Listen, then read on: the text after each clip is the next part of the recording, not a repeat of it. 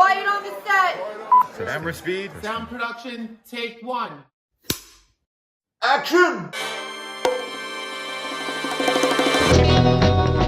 Welcome to From Beneath the Hollywood Sign. If you love old movies, Hollywood history, or the golden age of filmmaking, you've come to the right place. This is the podcast that talks about amazing stories of Tinseltown from another era. Hear fascinating conversations with writer-producer Steve Cubine, who quite literally lives just beneath the Hollywood sign, and actress-writer Nan McNamara. Now your hosts, Steve and Nan. Welcome, everyone. Hi, Steve. Hi, Nan. You know, 'tis the season. It's spring, it's Passover, it's Easter time, and that always reminds me of being a kid and the airing on television of The Wizard of Oz. Yes, it was such an event at our household. I mean, once we knew it was going to be on TV, we planned. Yes. We decided what we were going to eat, where we were going to sit around the TV, and Right. it was a family event. Yes, it was appointment viewing because we didn't have all the accoutrements we have now, right? No must-see TV. No. And Lindsay had never seen The Wizard of Oz. It was sort of a badge for him for a little while. And so when I was ill at one point a number of years ago, and I bribed him and I said, if I ever get better, you have to watch The Wizard of Oz with me. And he did. He had Linz, to. Yeah. why was the holdout? At some point, I think I realized not many people my age had lived this long without seeing it.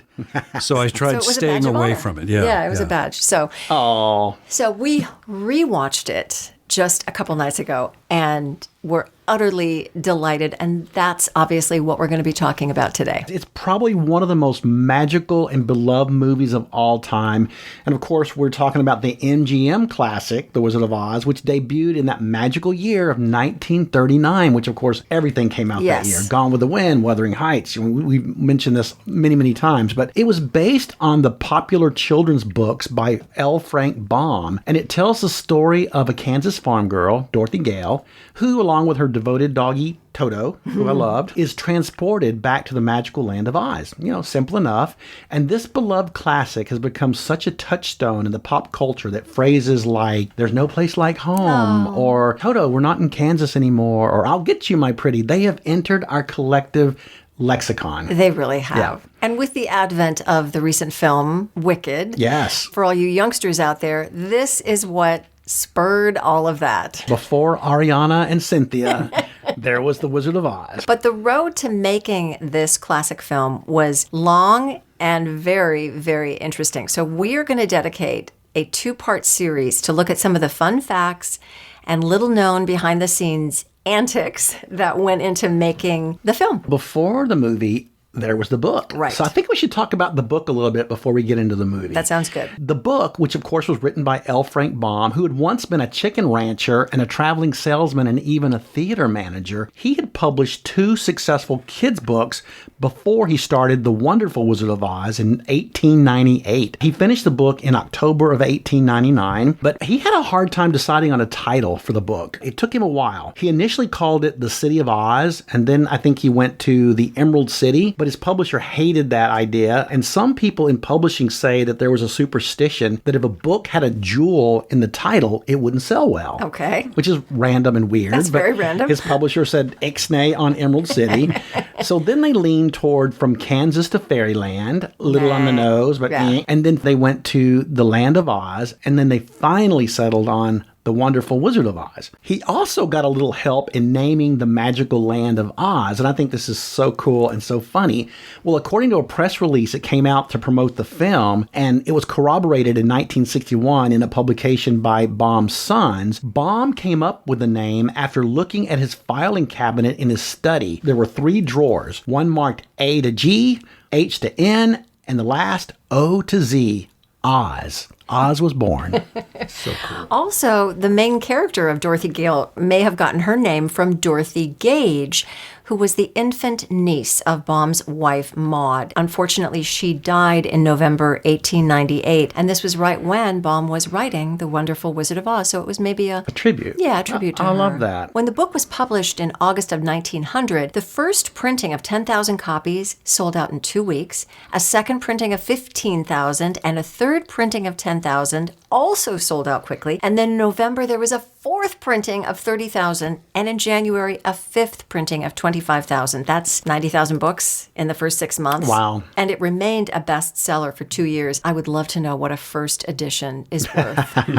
Oh, I wish I had one in my attic. Me too. Well, the book's success led Baum to write sequels that also involved the characters of Oz, but he grew tired of this magical place that he'd created, and after the sixth book, which was the Emerald City of Oz, in which Dorothy takes Aunt Em and Uncle Henry to live in Oz permanently, he wanted to end the series. But because he'd made some bad investments, particularly in the Fairy Log and radio plays, which was this expensive, short-lived traveling show in which he narrated silent film clips of his famous characters, well, that was a bust, so he needed money, and he had to file bankruptcy in 1911, and he actually signed away the film rights to The Wonderful Wizard of Oz to help pay off his debts.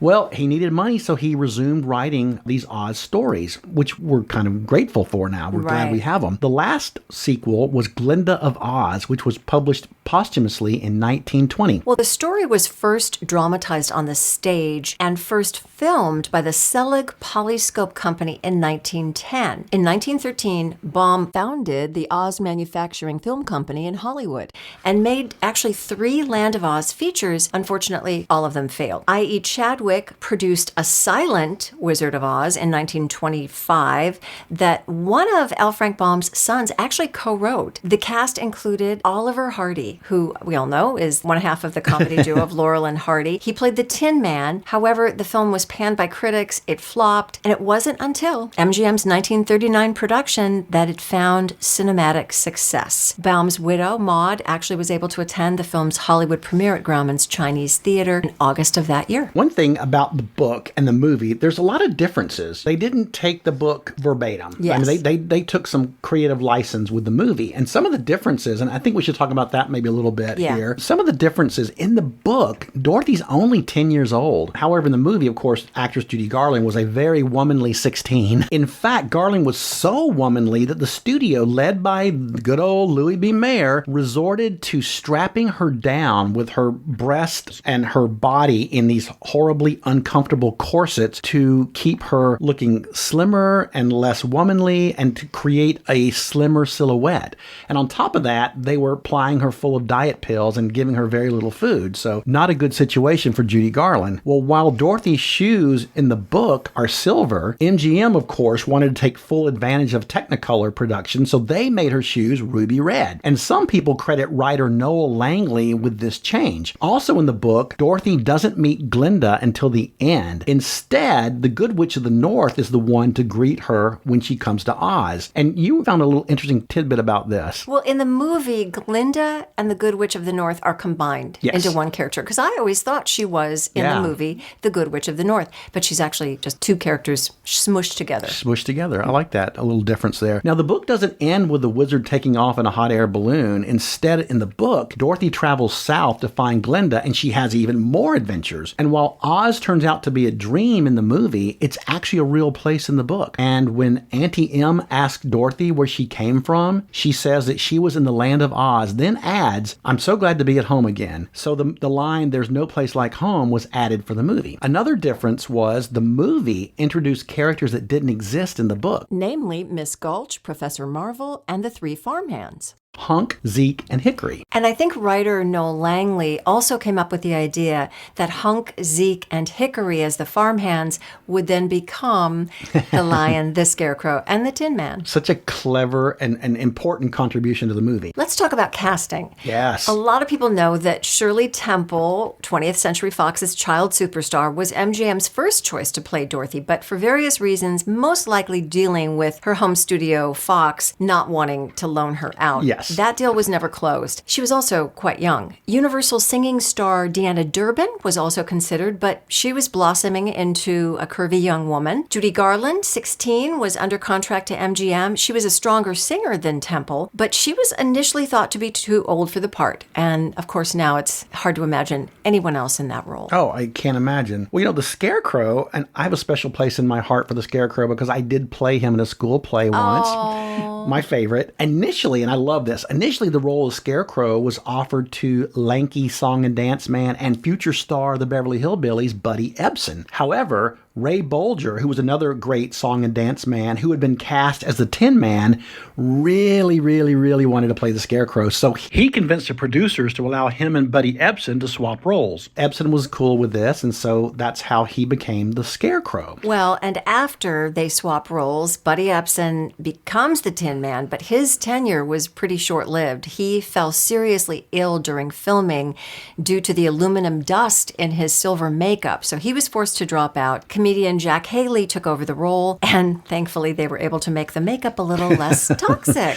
I'm sure Buddy Ebsen wishes he hadn't traded roles now. The Cowardly Lion was played by Burt Lahr, a popular vaudeville and Broadway star, and he was the original choice to play the Cowardly Lion. In fact, many of his trademark mannerisms were deliberately worked into the film, and just having watched it again, oh my gosh, his face, there's just no one else that could do it. He's genius. He's so great and really inhabited that character. He really did. I love that. Well, for the Wizard of Oz himself, producer Mervyn LeRoy wanted Ed Wynn to play the wizard, but Wynn actually passed. He thought the role was just too small. Well, that wasn't very smart of him. I know. Well, the studio's next choice, and I love this, was W.C. Fields, which would have been interesting, but it would have been different. Yes. However, Fields was unavailable, and next they thought about Wallace Beery, and he actually campaigned for the role, but the studio didn't want to tie him up for such a long shooting schedule because they had other films they wanted him to be in. And others who were considered included Victor Moore, Hugh Herbert, Robert Benchley, and Charles Winnegar. But the final choice, Frank Morgan, to me, was perfection. The Wicked Witch of the West. Now, we've talked about this before. Yes, we talked about this. But Mervyn LeRoy envisioned a glamorous, sexy witch to capitalize on the success of the sleek, sexy evil queen in the recently released animated film Snow White and the Seven Dwarfs. He wanted Gail Sondergaard to play the witch, even putting her through some extensive wardrobe and hair and makeup tests, but ultimately he was overruled by the studio, who insisted on an ugly, traditional witch. Edna May Oliver was tested, but the role was eventually won by the great Margaret Hamilton, a former kindergarten teacher. She was just 36 years old at the time. Hard to believe she was that young when you see it. You always think she's so old. Yeah. Newly divorced, she was supporting herself and her 3-year-old son, and here's a clip of her describing how she was offered the part. So I'd done about 6 pictures for MGM by that time. And one day my agent called and said, Maggie, he said, they're really kind of interested in you. And I said, what for? He said, they're sort of interested in you for a part in The Wizard of Oz. And I said, oh, gosh, think of that. I said, I loved that story from the time I was 4 years old. What is it? And he said, well, the witch. And I said, the witch?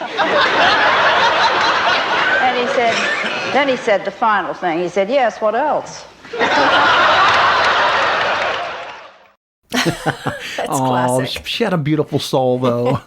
Yes. Now, the casting of Glinda the Good Witch was interesting. They initially wanted Ziegfeld Follies star Fanny Brice. She was definitely considered, but the final choice and the final selection was Billie Burke, that trill-voiced actress who was so wonderful in so many movies, and she was also the widow of Flo Ziegfeld, the great Ziegfeld himself. Yes. Auntie M, they thought of May Robson and Sarah Patton, both excellent choices. Great choices. And they were tested for Auntie M, but Clara Blandick ended up with the part. And she was wonderful. I loved her. Was. A little side note in casting, as we've talked about him before, but Jimmy the Crow actually makes an appearance in The Wizard of Oz as the Scarecrow's nemesis as he's hanging on the pole in the cornfield. We spoke in detail about Jimmy in episode 14 about furry stars of the screen, so you want to check that out. Well, let's now talk about the script itself. Yes. Talk about it takes a village.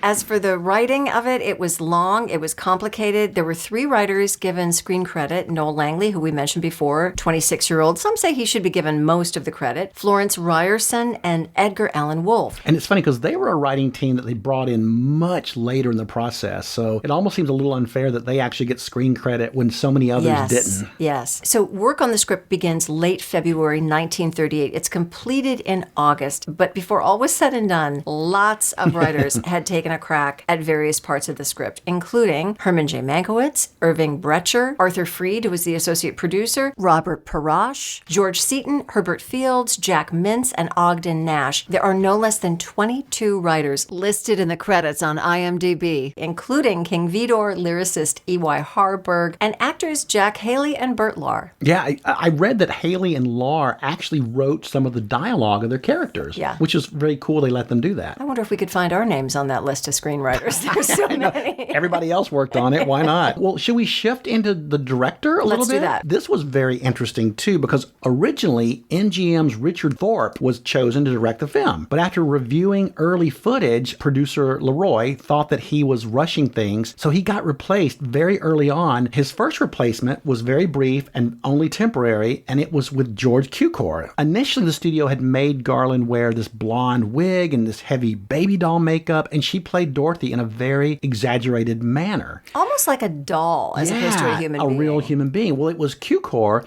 who changed Garland and Margaret Hamilton's makeup and costumes and told Judy Garland to just be herself and act like a young girl. This meant that all the scenes that Garland and Hamilton had already completed had to be reshot, which took a lot of time and a lot of money. I think it was $80,000 I read to reshoot their scenes. Wow. And the funny thing is, Cukor did not shoot one single scene of the film. He only acted as a creative advisor for the troubled production. His prior commitment to direct Gone with the Wind required him to leave on November 3rd, 1938. That's when Victor Fleming assumed directorial responsibility. And it's somewhat ironic that Cukor would later be fired from Gone with the Wind, and who was his replacement? Victor Fleming. That was all at the request of Clark Gable on the Gone with the Wind set. So very interesting. Their paths just keep crossing. Well, after Fleming departed for Gone with the Wind, the black and white sepia section, Kansas section as we call it, was directed by King Vidor, which a lot of people don't know that. Well, Bobby Connolly is credited with staging the musical numbers, but it was interesting to learn that Busby Berkeley actually choreographed a 4-minute dance number with Ray Bolger that was ultimately cut from the final version. In the final version of the film, If I Only Had a Brain was cut down to about 1 minute, so we never get to see him do these amazing dance moves, including an aerial move involving a large pumpkin. I won't say more. You can find it online.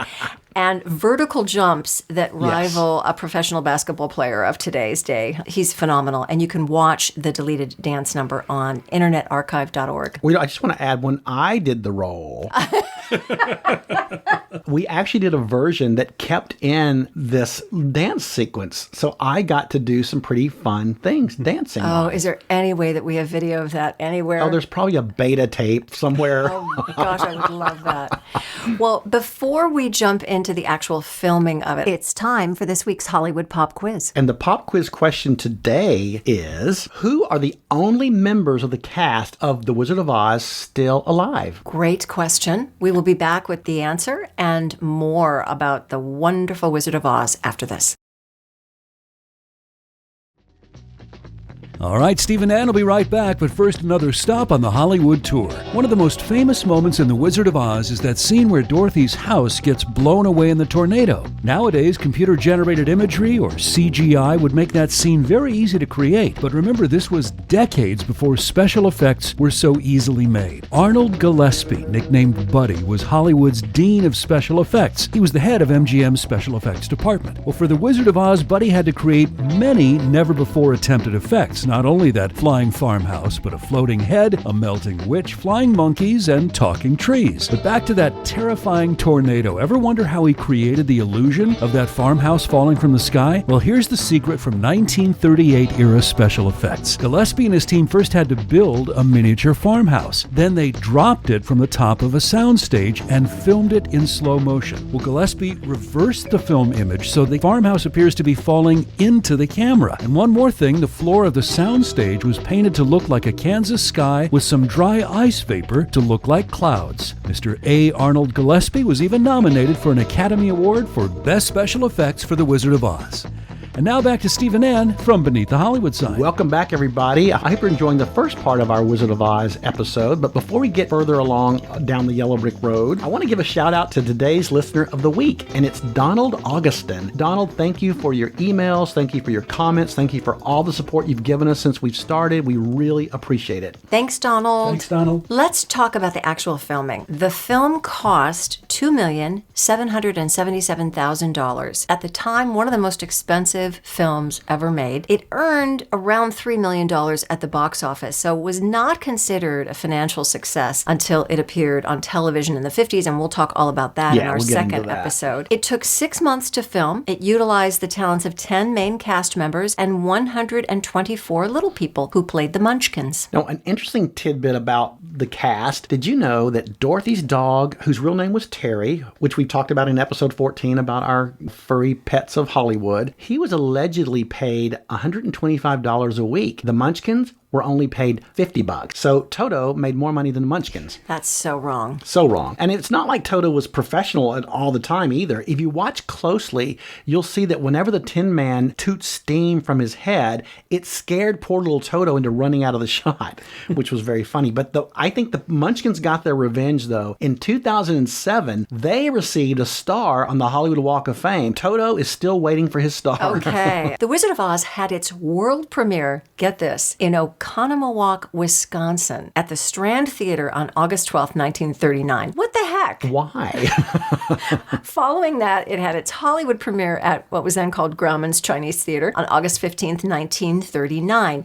Apparently, MGM executives decided to premiere it in Oconomowoc, a small town about an hour west of Milwaukee, because they wanted to see how typical American citizens would react to the film. I guess that makes sense. But that's sort of why they did previews down in Riverside, exactly. right? I mean, some theorize that the choice was influenced by the fact that composer Herbert Stothert, who would go on to win the Oscar for the film's score, had a vacation home nearby. Maybe.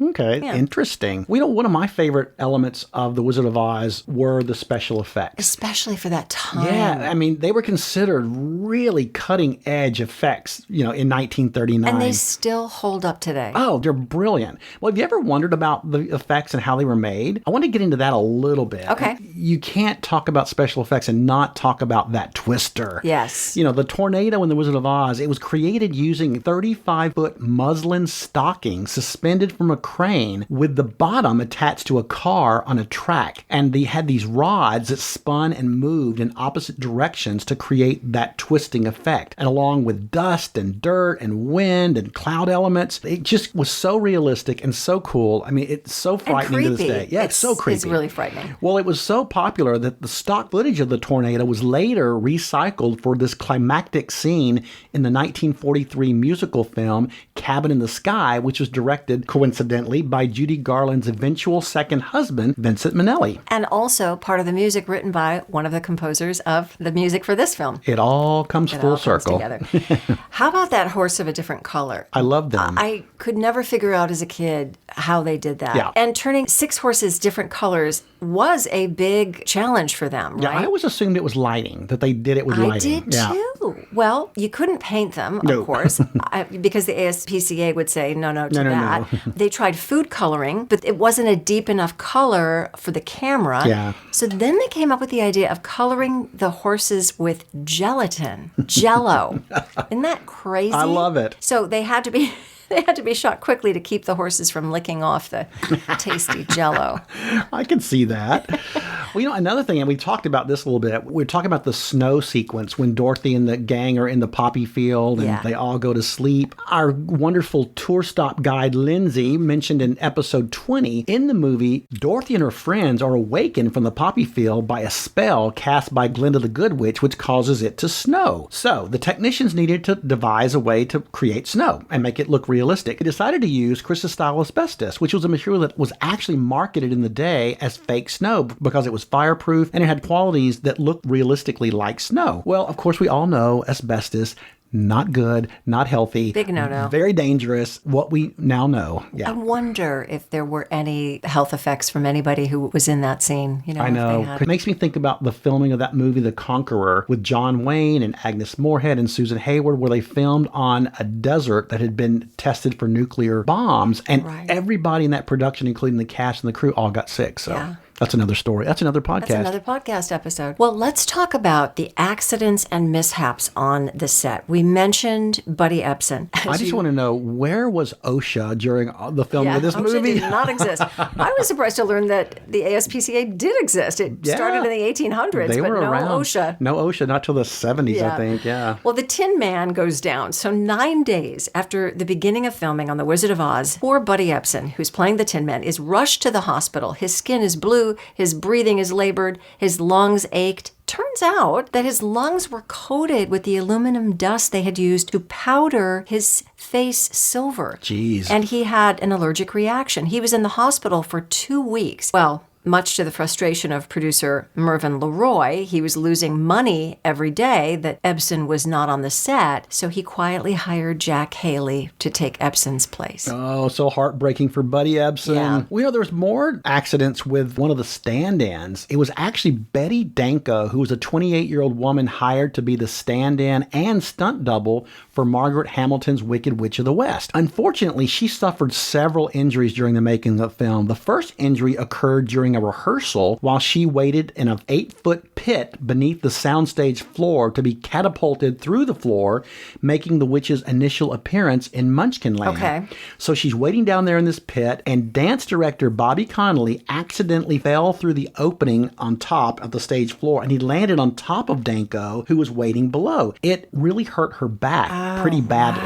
And that was just the first of a couple of accidents she had. Well, let's just pop over to the Scarecrow and the mask that Ray Bolger wore. It was made of latex, which was kind of new at the time. It had to be glued to Ray Bolger's face in this very long and uncomfortable process. And to this day, there's uncomfortable makeup that actors have to go through hours and hours of. It was designed by legendary makeup artist Jack Dawn. It took a full hour to slowly peel Bolger's makeup off at the end of each day. Then the mask was tossed and a new one would have to be made. At the end of production, Bolger noticed the waffle-like burlap pattern of the mask was now embedded into his skin. Wow. And it's been reported that the corners of Bolger's mouth and little patches of his chin never recovered from the mask. I have somebody who could have helped him. I know somebody now in Hollywood that could have helped him. Anyway, until he died in 1987 at the age of 83, he sported a rumpled kind of burlap-like lines on his face. Wow. That's wow. crazy. Talk about suffering for your art. Yes. Well, you know, one of the biggest accidents on set happened to our beloved Margaret Hamilton as the Wicked Witch of the West. In the scene where the Wicked Witch departs Munchkinland, she goes out in the same way she arrives. A billow of smoke through the floor of the stage. It's the whole setup where Betty Danko had gotten injured. Only now, since the camera could see her face, Margaret Hamilton had to do the stunt herself. So she's supposed to position herself over this cover hole in the stage, and she's supposed to step onto this elevator that would lower her beneath the stage as dramatic smoke swirled around. Well, during one take, the smoke and the fire that announced her departure came too soon. And as Hamilton described it, I felt warmth on my face, that's all. There was a whole lot of running around and hullabaloo and shouting, and my hat and broom were on fire, and I didn't know. Well, the fire from her broom had actually scalded her chin and the bridge of her nose and her right cheek and the right side of her forehead. Her eyebrows and eyelids were burned off, and her upper lip and eyelids were severely burned. She had second and third degree burns, and even her hand was badly burned. She was out for 6 weeks. That's a long time. Yeah, a long time. She thought for a minute about suing, Okay. but then she decided against it because, frankly, she just wanted to continue to work. Because she was a single mom with a little boy. She had a kid to raise, so woman. she couldn't risk the backlash and the blacklisting that might have come had she sued MGM. Leroy and the studio kept Hamilton's accident out of the press. Of course, they didn't want this bad publicity. Yeah. And this is kind of funny, but a little while later, while Margaret Hamilton was away recovering, Billy Burke, who played the good witch Glinda, she sprained her ankle on set, and they had an ambulance come. They even had press photos of her being wheeled out on a stretcher. Well, needless to say, Margaret Hamilton found this very amusing. I bet she did. Well, when she finally returns to set, the production tries to get her to do another questionable scene that involved fire. It was the scene where the witch writes, "Surrender, Dorothy," in the sky. There would be fire and red smoke coming from her broomstick, right? Only this time, Hamilton refused to do the stunt, which I don't blame her. Smart girl. She also tried to talk her stunt double out of doing this questionable stunt. Danko did the stunt anyway. Guess what? The broomstick ends up exploding, sending her to the hospital for 2 weeks. Wow. And I'm sure like the pressure on Betty Danko to perform that stunt must have been incredible. Right? Yeah, I'm sure the pressure was crazy. Yeah. We know there are other reported injuries too. 2 stunt actors who played the flying monkeys. Apparently, they were sent to the hospital after the wires that allowed them to fly snapped, sending them plummeting to the soundstage floor. Again, where's the safety checks? Yeah. Well, and another accident involved our poor little furry cast member, Toto, the dog, who was played, as we said, by the trained terrier named Terry. In the scene in the witch's castle, one of the actors playing one of the witch's guards accidentally stepped on Toto's foot, spraining it pretty badly. Toto was out of commission for a week. Oh, wow. Leroy must have been beside himself with all these absences. Well, we have so much more to share about all of this. Next week, we're going to talk about the score, the songs, the vocals, the transition to television, and one of my favorite subjects, all the urban legends about the Wizard of Oz. I love those urban legends. So make sure you tune in next week. But before we end the episode, let's give the answer to this week's Hollywood Pop Quiz. Well, the question was, who are the only members of the cast of The Wizard of Oz still alive? Well, it has to be a Munchkin. Well, there's 2 Munchkins and one of Judy Garland's stand-ins. Oh. Karen Marsh, who was one of her stand-ins, is actually 106 years old, still alive. And 2 Munchkins, Elaine Merck is 94 and Valerie Lee is 93. That's amazing. I love they're still with us. I love it too. Hey, everybody, if you wanted to see the film or rewatch it before our episode next week to refresh your memory on all these things, it is streaming right now on Max, and I'm sure you can get it for a fee on other streamers as well. Thank you so much for listening. We would love it if you would follow us on social media. Our handle is @FromBeneathTheHollywood You can find us on Instagram and Facebook, and you can watch the podcast on YouTube. And there's no place like home. And we'd love to hear from you. So please email us any questions, any thoughts, any comments. We'd love to hear from you at info@FromBeneathTheHollywoodSign.com. That's this week's view From Beneath the Hollywood Sign and the Yellow Brick Road.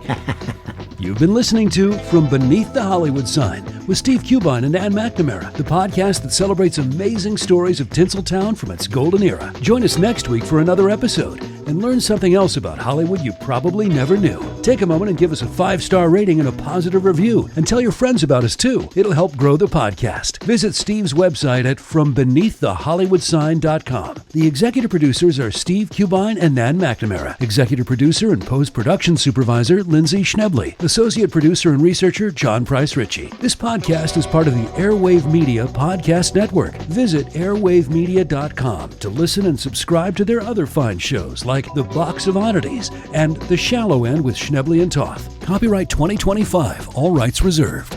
That's a wrap.